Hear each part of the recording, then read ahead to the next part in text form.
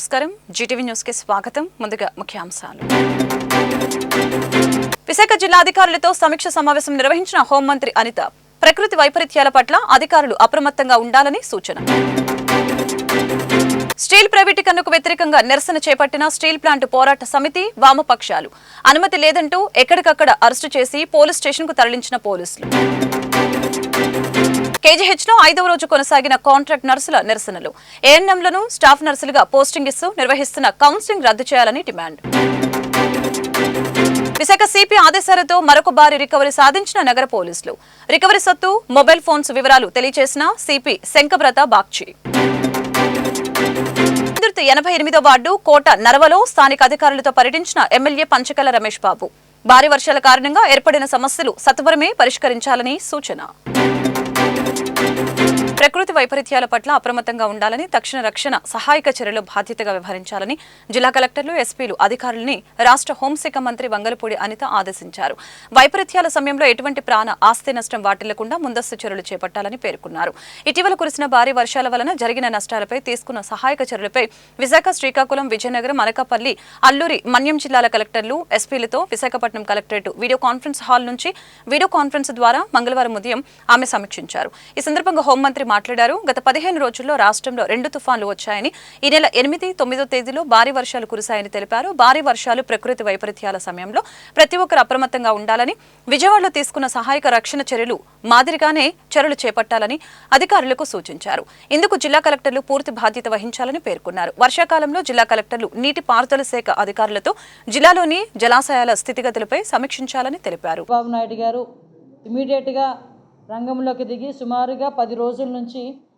అక్కడే విజయవాడ కలెక్టరేట్లోనే బస్సు ఏర్పాటు చేసుకొని బస్సులోనే తన కార్యకలాపాలన్నీ కూడా చేయడం అడ్మినిస్ట్రేషన్ చేయడమే కాకుండా ఏ ముఖ్యమంత్రి చేయనట్టుగా ప్రతిరోజు ఉదయము సాయంత్రము కూడా కంపల్సరీగా ఎక్కడైతే ప్రాబ్లమ్స్ ఉన్నాయో ముంపు ప్రాంతాలు ఉన్నాయో వరద బీభత్సం జరిగిందో ఆ ప్రాంతాలకు వెళ్ళటం అక్కడున్న ప్రజలందరికీ కూడా సహాయక చర్యలు అందుతున్నాయా లేదా అదేవిధంగా వాళ్ళందరికీ కూడా ఫుడ్ అకామిడేషన్స్ అన్నీ ఉన్నాయా లేదా వాళ్ళందరికీ కూడా కరెంటు రిస్టోర్ అయిందా లేదా ఆఖరికి వాళ్ళ ఇల్లులన్నీ కూడా శుభ్రం చేశారా లేదా డిపార్ట్మెంట్ వాళ్ళు అన్నది కూడా పర్యవేక్షించి అక్కడ వాళ్ళందరికీ కూడా ఎటువంటి ఇబ్బంది కలగకుండా చూసుకునే బాధ్యత కూడా తీసుకురావడమే కాకుండా వితిన్ 3-4 డేస్లో విజయవాడ నగరంలో దగ్గర 70%ని ఎలక్ట్రిక్ మళ్ళీ కరెంటు కూడా రిస్టోర్ చేసి వాటర్ కూడా వాళ్ళందరికీ ఇచ్చే పరిస్థితి కూడా మనం చూసాం అంటే ఒక ముఖ్యమంత్రి ఒక డిజాస్టర్ మూమెంట్లో ప్రజలకు ఇబ్బంది కలిగే మూమెంట్లో ఏ రకంగా అలర్ట్గా ఉండాలి ఏ రకంగా సహాయక చర్యల్లో పాల్గొనాలి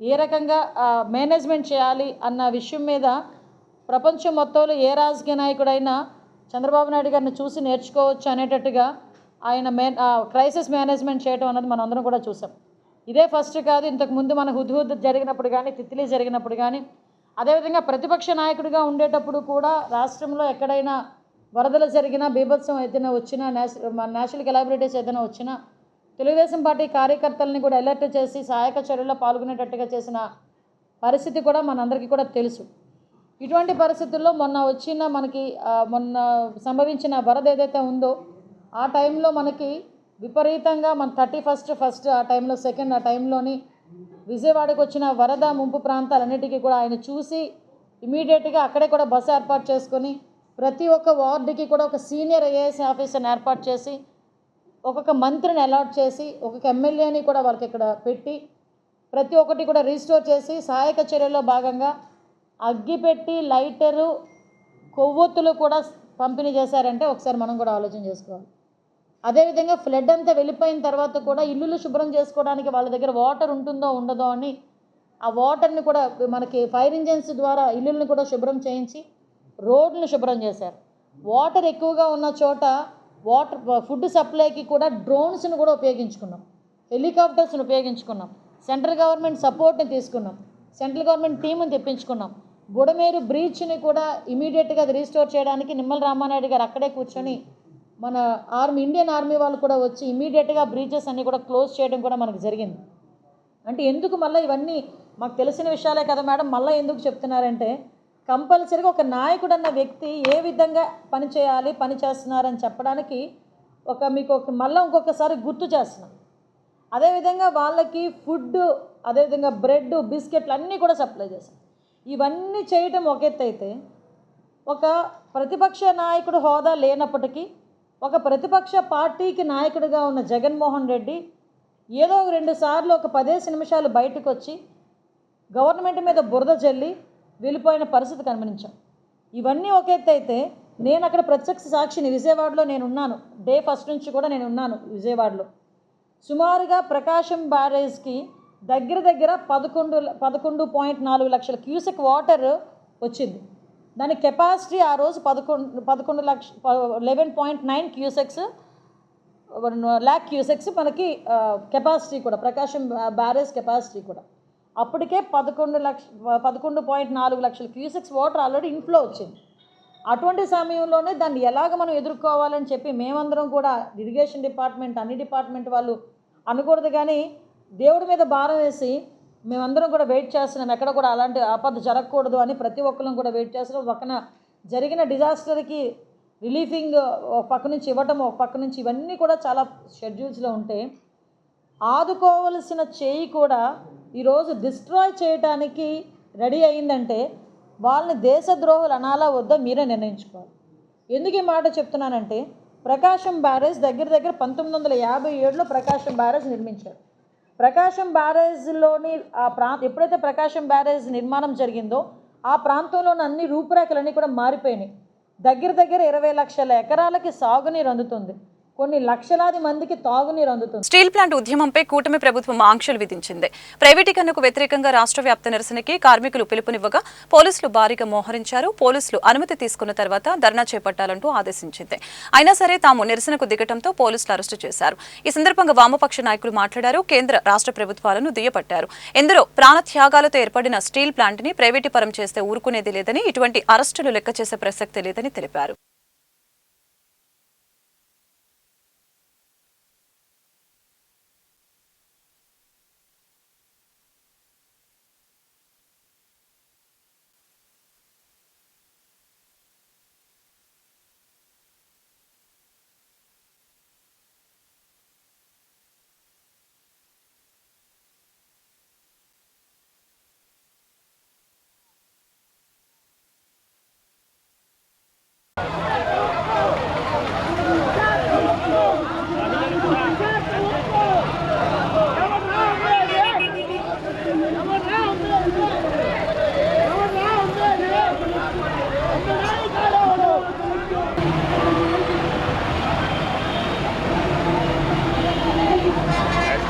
అవునండి.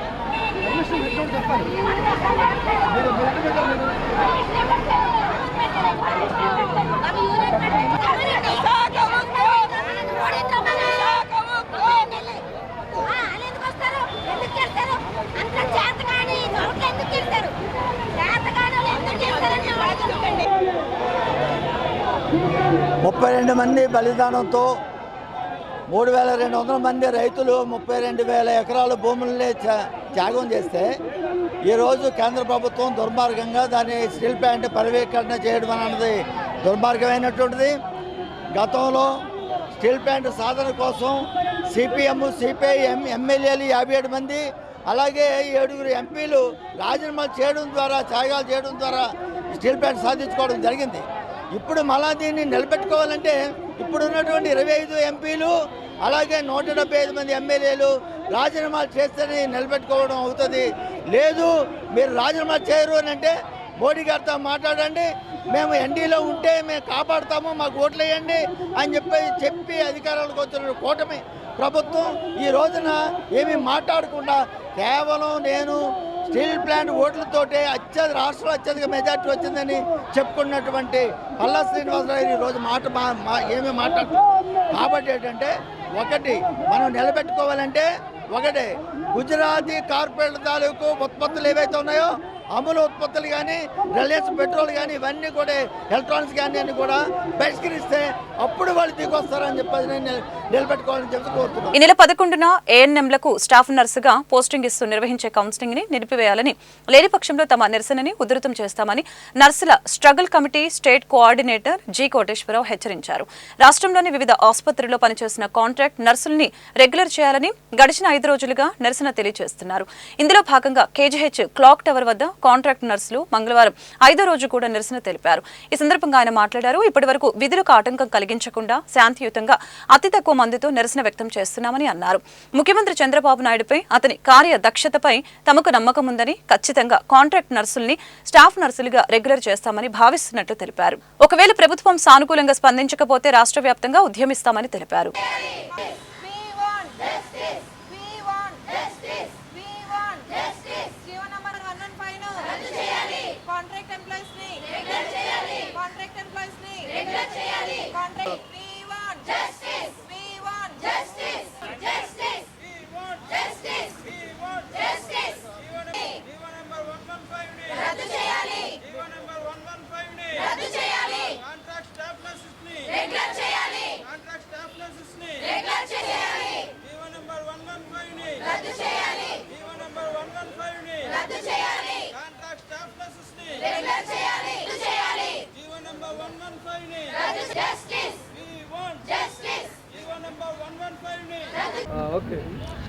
నా పేరు లక్ష్మి అండి. నేను కాంట్రాక్ట్ బేసిక్లో 11 ఇయర్స్ నుంచి వర్క్ చేస్తున్నానండి. ఇప్పుడు గవర్నమెంట్ ఏదైతే జీవో నెంబర్ 115ని ప్రవేశపెట్టి ఏఎన్ఎంస్కి 1.5 ఇయర్ ట్రైనింగ్ ఇచ్చి జిఎన్ఎంలుగా ప్రమోట్ చేసి ఏవైతే మా స్టాఫ్ నర్సెస్ పోస్టులు రెగ్యులర్ శాంక్షన్ పోస్టులు ఏవైతే ఉన్నాయో అందులో ఫిల్ చేయడానికి గవర్నమెంట్ ఆలోచిస్తుందండి. దయచేసి దాన్ని మేము తీవ్రంగా ఖండిస్తున్నాము. ఎందుకంటే వాళ్ళకి న్యాయం చేయడం కోసం మాకు అన్యాయం చేయొద్దని గవర్నమెంట్ గారిని మేము కోరుకుంటున్నామండి. వాళ్ళకి న్యాయం చేయమనండి. ఎలా అంటే పిహెచ్సిలో మా సోదరులు, మా స్టాఫ్ నర్సెస్ 3 వర్క్ చేస్తున్నారండి. వాళ్ళకి కోవర్కర్గా ఒక 4th స్టాఫ్ నర్సెస్గా వాళ్ళని రిక్రూట్ చేసి వాళ్ళు ఇంకా ఎక్కువగా పిహెచ్సిలో రోగులకు సేవలు అందించే అవకాశం ఉంది. ఎందుకంటే 3 కలిసి ఒకరికి ఆఫ్ అయిన సీఎల్ అయినా ఒక స్టాఫ్కి ప్రాబ్లం ఏమైనా హెల్త్ ప్రాబ్లం ఏదైనా వచ్చినప్పటికీ వాళ్ళు ఒకరు ఆఫ్లో ఉంటే ఒక స్టాఫ్ 24 అవర్స్ డ్యూటీ చేయాల్సి వస్తుందండి. వాళ్ళకి సపోర్టింగ్గా ఏఎన్ఎంస్ అనే వాళ్ళని అక్కడ చేస్తే, వాళ్ళకి అక్కడ పోస్టింగ్ ఇస్తే రోగులకి మెరుగైన సేవలు అందించగలమండి. అలాగే మా పోస్టుల్లో వాళ్ళని పెట్టడం వల్ల మా నర్సింగ్ వ్యవస్థ అంతా దెబ్బతింటుందండి. మా నర్సింగ్ వ్యవస్థకి అసలు చూడడానికి కూడా కనుమరుగైపోయే పరిస్థితుల్లోకి మేము ఇప్పుడు వచ్చి ఉన్నామండి. గత 15 సంవత్సరాల నుంచి మేము కాంట్రాక్ట్ బేసిక్లో చేస్తున్నామండి. ఎవరికి ఇప్పుడు మేము తక్షణమే అందరికీ రెగ్యులర్ చేయమని అయితే మేము కోరట్లేదండి. దశల వారీగా వారికున్న అర్హతను బట్టి మాకు రెగ్యులర్ చేయాలని ఆ జీవో నెంబర్ 115ను రద్దు చేసి వాళ్ళకి ఏవైతే పోస్టులు శాంక్షన్ చేశారో ఆ పోస్టుల్లో మా స్టాఫ్ నర్సెస్ ఎవరైతే అర్హత కలిగి ఉన్నారో వాళ్ళను మాత్రమే రిక్రూట్. విశాఖ పోలీసులు మరొక భారీ రికవరీ సాధించారు. ఆగస్టు నెలలో మొత్తం 112 ఫిర్యాదులు అందగా 89 కేసుల్లో 80 మంది నిందితులను అరెస్టు చేసి వారి వద్ద నుంచి సుమారు 22,37,600 విలువైన సొత్తును స్వాధీనపరుచుకున్నారు. అంతేకాకుండా 38,25,000 రూపాయల విలువైన 255 మొబైల్ ఫోన్ల ఆచూకీ కనిపెట్టగలిగారు. నగర police commissioner doctor Shankhabrata Bagchi ఆదేశాలతో జేసీపీ డాక్టర్ ఫకీరప్ప, క్రైమ్ డీసీపీల లతా మాధురి సూచనలతో ఈ రికవరీ సాధించగలిగామని మంగళవారం పోలీస్ కాన్ఫరెన్స్ హాల్లో ఏర్పాటు చేసిన విలేకరుల సమావేశంలో అధికారులు ఈ రికవరీ మేళా గురించి తెలియజేశారు. ఒకే నెలలో 10 రాబరీలు, పగటి చోరీలు 2, రాత్రి చోరీలు 28, 4 చైన్ స్నాచింగ్లు, ద్విచక్ర వాహనాల చోరీలు 16, 4 ఆటోల చోరీలు, ఇతరత్ర 25 చోరీలు జరిగాయని గుర్తు చేశారు. ఇలా మొత్తం ఈ కేసులన్నింటిలోనూ సుమారు 60 లక్షల వరకు సొత్తు రికవరీ చేయగలిగామని అధికారులు స్పష్టం చేశారు. ప్రజలు తమ కష్టార్జితాన్ని కాపాడుకోవాలని, నగర ప్రజల సహకారంతోనే ఏదైనా సాధ్యమని, అపరిచితుల పట్ల జాగ్రత్తగా ఉండాలని తెలిపారు. ఈరోజు ప్రతి నెల మన వైజాగ్ సిటీ పోలీస్ తరఫున stolen property handing over Mela పెడతాము. సో ఈసారి ఈ జూలై నెలలో ఆగస్ట్ నెలలో 1 నుండి 31 ఆగస్ట్ వరకు ప్రాపర్టీ అఫెన్సెస్లో ఎంత స్టోలెన్ ప్రాపర్టీ మేము రికవర్ చేశాము అది మేము ఈరోజు హ్యాండ్ ఓవర్ చేయబోతున్నాం. విక్టిమ్స్ అందరినీ పిలవడం జరిగింది. సో ఈ పీరియడ్లో 89 కేసులు డిటెక్ట్ చేయడం జరిగింది. 80 మంది ప్రాపర్టీ అఫెండర్స్ని పట్టుకొని 22,37,600 రూపాయలు విలువైన ప్రాపర్టీ రికవర్ చేయడం జరిగింది. అది కాకుండా 225 మొబైల్ ఫోన్ విలువ వచ్చేసి 38,25,000 అవి కూడా డిటెక్ట్ చేయడం జరిగింది. ఈ 89 కేసులు చూస్తే డిటెక్ట్ చేయడం జరిగింది. అందులో 10 వచ్చేసి రాబరీ కేసులు, 2 day house breaking, 28 night house breaking, 4 cases snatching, 16 కేసులు మోటార్ సైకిల్ దొంగతనం, 4 కేసులు ఆటో దొంగతనం, మిగిలిన 25 కేసులు రకరకాల దొంగతనాలు. ఐటమ్స్ చూస్తే అందులో బంగారం 555.05 గ్రాములు, క్యాష్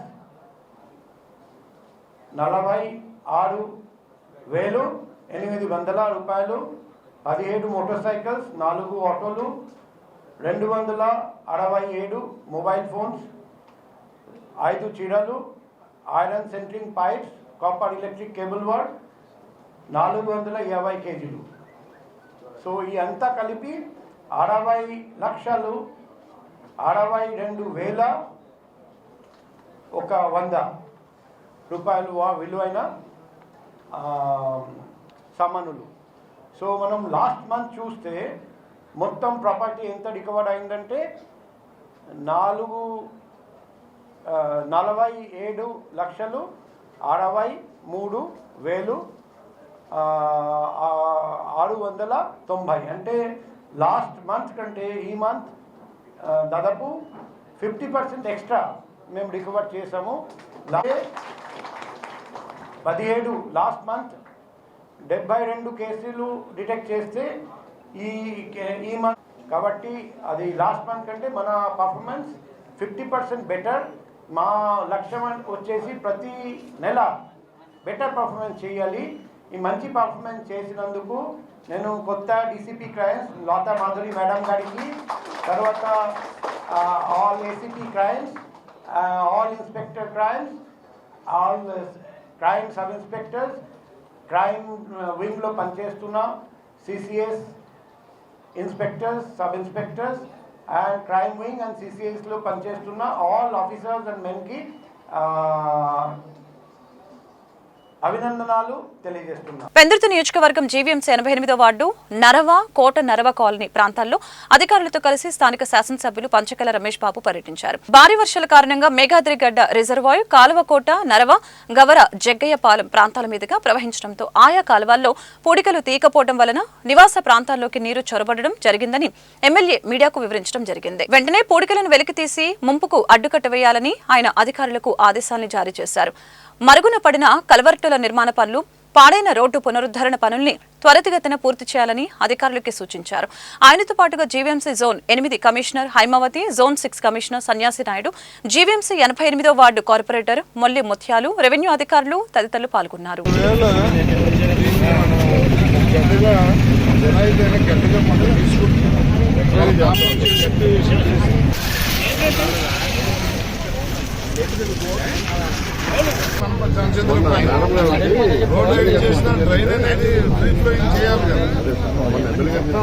మొన్న కురిసిన భారీ వర్షాలకి చాలా ప్రాంతాలు రోడ్ల మీద కానీ ఇళ్లలో కానీ మరి ముఖ్యంగా ఈ ప్రాంతంలో నీరు చేరటం,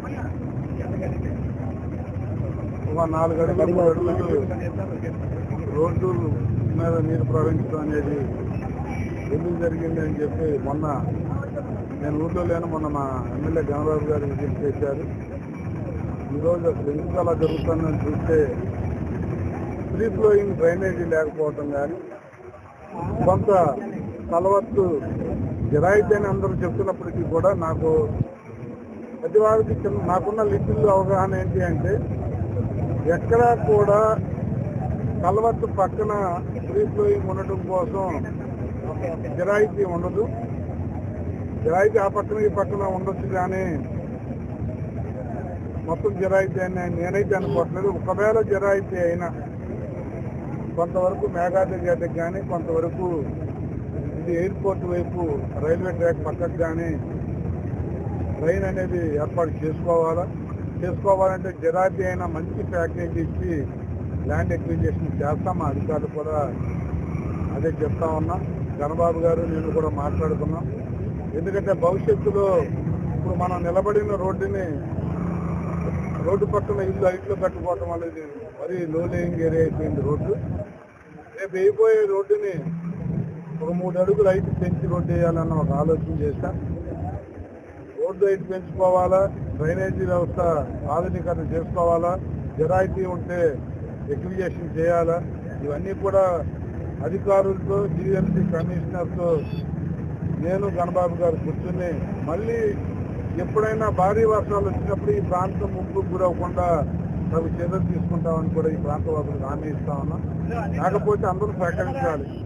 ఇల్లు కట్టుకుని రోడ్డు వరకు ర్యాంప్ చేసుకోవటం, రోడ్డును ఆక్రమించటం, ఫ్రీ ఫ్లోయింగ్ వెళ్ళే వాటర్ని మూసేసి ఆక్రమించుకోవటం అనేవి తగ్గాల. ప్రజలకు కూడా చైతన్యం కావాలి. నా పక్కవాడు చేశాడు, లేకపోతే నాకు కావాల్సిన వాడు చేశాడు, నా పార్టీ వాడు చేశాడు అనే ఇలాంటి ఆలోచనలు మాని ప్రభుత్వానికి ప్రజలు కూడా సహకరించి అధికారులు కూడా వారి పని వాళ్ళు చేసుకెళ్తారు. దయచేసి ప్రజల్లో కూడా చైతన్యం రావాలని చెప్పి కోరుకుంటూ తప్పకుండా భవిష్యత్తులో ఈ ప్రాంతంలో మళ్ళీ ఇలాంటి కార్యక్రమాలు ముంపు గురే కార్యక్రమాలు జరగకుండా చర్యలు తీసుకుంటామని మాత్రం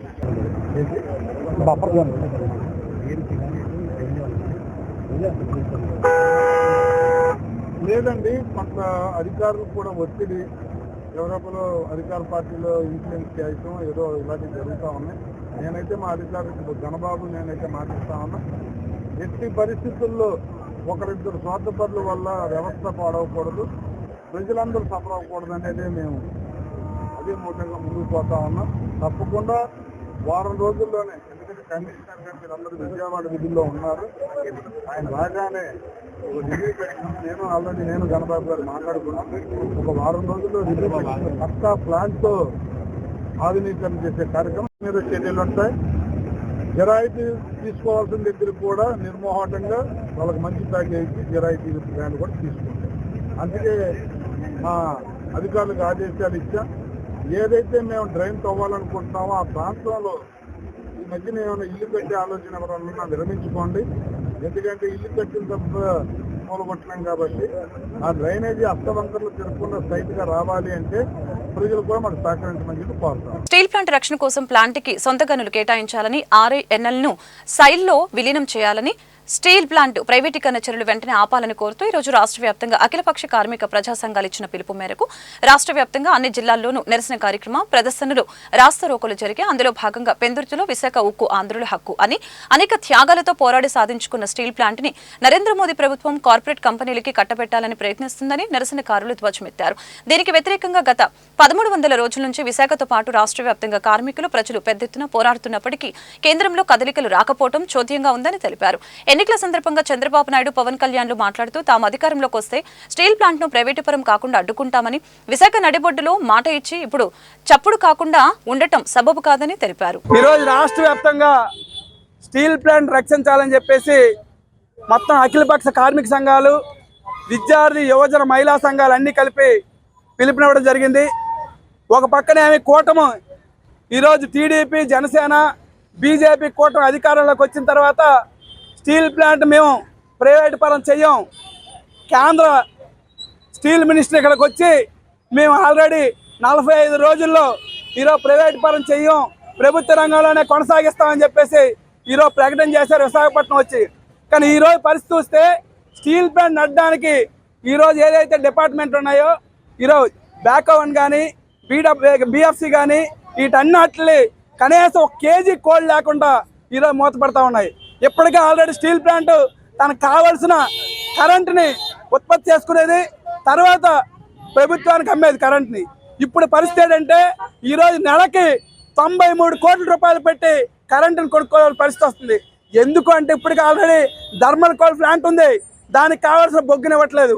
ఇప్పటికే ఆల్రెడీ స్టీల్ ప్లాంట్ కొనుక్కున్న కోలు ఇప్పటికే గంగవరం పోర్ట్లో ఉంది, వైజాగ్ పోర్ట్లో ఉంది. అది ఇవ్వనీకంటే ఈరోజు వ్యవహారం చేస్తుంది రాష్ట్ర ప్రభుత్వం. అలాగే రాష్ట్ర ప్రభుత్వం గతంలో కేటాయించిన గనులు కేటాయిస్తామని చెప్పేసి ఈరోజు కేటాయించలేదు. బీజేపీ గనులు కేటాయించకుండా ఈరోజు ప్రైవేటీకరణ ఆపుతానని చెప్తుంది. ఒక పక్కనేమి ప్రైవేటీకరణ ఆపుతానని చెప్తూనే రెండో పక్క దాని మొత్తాన్ని గోతులు తీసి కుప్పేయాలని చెప్పి చూస్తూ ఉంది. ఇప్పటికే ఆల్రెడీ వీఆర్ఎస్ పేరుతో ఈరోజు 62 కోట్ల రూపాయలు, 162 కోట్ల రూపాయలు ఈరోజు కేటాయించడానికి కేంద్ర ప్రభుత్వం దగ్గర డబ్బులు ఉన్నాయి. కానీ ఈరోజు స్టీల్ ప్లాంట్ నిలబడడం కోసం, అక్కడ ఉపాధి కల్పించడం కోసం సుమారుగా ప్రత్యక్షంగా పరోక్షంగా 1,00,000 మందికి ఉపాధి కల్పించడం కోసం ఉన్న స్టీల్ ప్లాంట్ని ఈరోజు ప్రైవేట్ పరం చేస్తుంటే ₹1 నిధులు ఇవ్వదు, అప్పులు ఇవ్వదు. ఈరోజు బ్యాంకులో మనం ఎవరైనా అప్పు తీసుకుంటే 7% నుంచి 9%, కానీ స్టీల్ ప్లాంట్ మాత్రం 18%, 20%. అంటే చివరికి ఒక పక్కనేమి ప్రైవేటు స్టీల్ ప్లాంట్లు అన్నిటికి సొంతగాలు ఇస్తారు, అప్పు ఇస్తారు, అది కూడా 5%, 3%.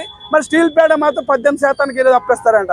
కాబట్టి ఒక రకంగా స్టీల్ ప్లాంట్ మొత్తాన్ని మూసేయాలని చెప్పేసి ఈరోజు కేంద్ర ప్రభుత్వం వ్యవహారం చేస్తూ ఉంది. కాబట్టి రాష్ట్రంలోని కూటమి కూడా అధికారంలోకి వచ్చిన వెంటనే పల్లా శ్రీనివాసరావు గారు మాట్లాడితే నేను బాగా మెజారిటీ వచ్చాను, రాష్ట్రంలోనే నాదే మెజారిటీ అంటాడు. మరి మెజారిటీ ఉన్న పల్లా శ్రీనివాసరావు గారు టీడీపీ రాష్ట్ర అధ్యక్షుడిగా ఉన్నావు, ఏం చేస్తున్నావు, ఏం పీకుతున్నావు అని చెప్పేసి అడగదలుచుకున్నాం. ఇప్పటికైనా పల్లా శ్రీనివాసరావు కానీ చంద్రబాబు నాయుడు కానీ ఇన్వాల్వ్ అయ్యి వెంటనే ప్రైవేటీకరణ ఆపి దానికి కావాల్సిన గనుల్ని కోళ్ళని ఇస్తే ఓకే, లేకపోతే టీడీపీకి కూడా గతంలో వైసీపీ పట్టే గతిని పట్టిస్తాం. నేను పోట్లాడుతాను, ప్రశ్నిస్తానని పవన్ కళ్యాణ్ ఎక్కడున్నాడని చెప్పేసి అడుగుతా ఉన్నాం. ఎప్పటికైనా సరే స్టీల్ ప్లాంట్ కాపాడకపోతే ఈరోజు విశాఖపట్నం ఉండదు. అటువంటి విశాఖపట్నం ఉండాలంటే స్టీల్ ప్లాంట్ కాపాడాలి. ఆ రకంగా స్టీల్ ప్లాంట్ కాపాడే దీంట్లో ఇప్పటికీ అఖిల పక్షాలు ఈరోజు రాష్ట్ర వ్యాప్తంగా రాస్తారోకలు చేస్తున్నాయి. ఇప్పుడు రాస్తారోకలు కాదు, అవసరమైతే ఎంపీలు ఎమ్మెల్యేలు ముట్టలు చేస్తాం, బీజేపీని ఇక్కడ తిరగకుండా చేస్తాం. అటువంటి పరిస్థితి తెచ్చుకోకుండా స్టీల్ ప్లాంట్ రక్షించాలి, ఇతర ప్రభుత్వ రంగాన్ని రక్షించాలని చెప్పేసి కోరుతాం. ప్లాంట్ ప్రైవేటీకరణ ఆపాలని మొత్తం అఖిల పక్షం అంతా కూడా పెద్ద ఎత్తున పోరాటం చేస్తుంది. గతంలో వైసీపీ ప్రభుత్వం స్టీల్ ప్లాంట్ ని కాపాడటం కోసం ఎలాంటి చర్యలు చేపట్టలేదు కాబట్టి ప్రజలందరూ పెద్ద ఎత్తున ఓడించి ఈ కూటమిని గెలిపించారు. తెలుగుదేశం, జనసేన, బీజేపీ ఈ 3 పార్టీలు అధికారంలోకి వచ్చిన తర్వాత కేంద్ర ప్రభుత్వం స్టీల్ ప్లాంట్ ని ప్రైవేటీకరణ చేస్తాం, అమ్మేస్తామని చెప్తున్నా ఏమీ మాట్లాడకుండా వీళ్ళు ముగ్గురు చూస్తూ ఉన్నారు. ఇది సరైంది కాదు. వెంటనే స్టీల్ ప్లాంట్ ని కాపాడాలి. ఉత్తరాంధ్ర జిల్లాలకే కాదు, మన భారతదేశానికే స్టీల్ ప్లాంట్ పట్టుకొమ్మ లాంటిది. దీనిలో 1,00,000 ఉద్యోగాలు ఇవ్వాలని ఇప్పటికే చెప్తున్నారు. మరి అలాంటి స్టీల్ ప్లాంట్ ని అమ్మేస్తే కార్మికులు ఎక్కడికి వెళ్తారనేది మేము అడుగుతున్నాం. ఖచ్చితంగా స్టీల్ ప్లాంట్ సొంతగా ఏర్పాటు చేసి ఏదైతే స్టీల్ ప్లాంట్ ముందుకెళ్తుందో దాన్ని అభివృద్ధి చేయడం కోసం కేంద్ర ప్రభుత్వం కల్పించుకుని ఈ అమ్మటాన్ని ఆపాలి. ఆపని పక్షంలో పెద్ద ఎత్తున పోరాటాలు చేస్తాం. అలాగే పవన్ కళ్యాణ్ గారు అన్నిటికీ నేనున్నానని చెప్తున్నారు. స్టీల్ ప్లాంట్ ప్రైవేటీకరణ ఆపాలని ఒక్కరోజు కూడా మాట్లాడతలేదు. ఆయన స్పష్టంగా ఈ రోజు స్టీల్ ప్లాంట్ ని ప్రైవేటీకరణ చేయొద్దని మాట్లాడాలి. చంద్రబాబు నాయుడు గారు ముఖ్యమంత్రి అయ్యారు, చాలా నేను స్టీల్ ప్లాంట్ ని కాపాడతాకే ఈ రోజు ఎన్నికల్లో గెలిచానని మీరు మాట్లాడారు. ఖచ్చితంగా స్టీల్ ప్లాంట్ ని కాపాడవలసిన బాధ్యత మీ మీద ఉంది. స్టీల్ ప్లాంట్ ప్రైవేటీకరణ ఆపాలంటే మీరు నోరు విప్పాలి. మీరందరూ కూడా స్టీల్ ప్లాంట్ ని కాపాడాలి. లేని పక్షంలో బీజేపీని ఒంటరి చేసి మీరు కూడా పోరాటాల్లోకి వచ్చి స్టీల్ ప్లాంట్ ని కాపాడే వరకు కూడా బీజేపీకి బుద్ధి చెప్పాలని మేము డిమాండ్ చేస్తున్నాం. దేశంలోని ప్రముఖ పుణ్యక్షేత్రంగా విరాజిల్లుతున్న సింహాచలం శ్రీ వరాహలక్ష్మి నరసింహస్వామి వారి నిత్య కళ్యాణం అత్యంత వైభవంగా జరిగింది. ఆర్జిత సేవలో భాగంగా అర్చక స్వాములు ఉత్సవమూర్తి గోవిందరాజస్వామిని ఉభయ దేవేరులతో మండపంలో అధిష్టింపచేశారు. నిత్య కళ్యాణంలో పాల్గొన్న భక్తుల గోత్రనామాలతో సంకల్పం చెప్పి పాంచరాత్రగమ శాస్త్రం విధానంలో విశ్వక్సేనారాధన పుణ్యాహవచనాలతో కార్యక్రమానికి శ్రీకారం చుట్టారు. కంకణధారణ, నూతన యజ్ఞోపవిత సమర్పణ, జీలకర్ర, బెల్లం, మాంగళ్యధారణ, తలంబ్రాల ప్రక్రియను కమనీయంగా జరిపించారు. మంత్రపుష్ప, మంగళ శాసనాల తర్వాత భక్తులకి వేదాశీర్వచనాలు, శేషవస్త్రాలు, స్వామివారి ప్రసాదాలని అందజేశారు.